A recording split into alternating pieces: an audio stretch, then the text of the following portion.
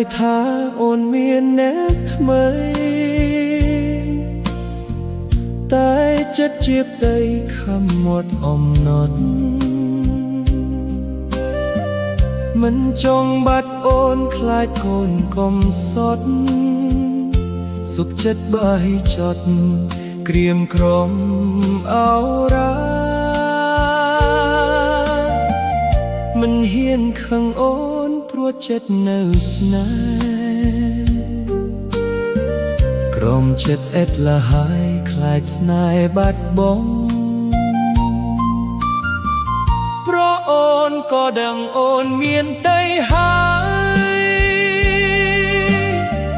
ចុះហេតុនៃថ្លៃគេហ៊ានប្រព្រឹត្តចិត្តប្រដូចគ្នាគេមិនអាណិតថែមទាំងណែតនិតអោបគ្នាក្នុងឡាយនេះគឺរឿងខ្ញុំបៀមទុកស្នេហាជួបស្នេហ៍សាវ៉ាអោរ៉ាចង់បាន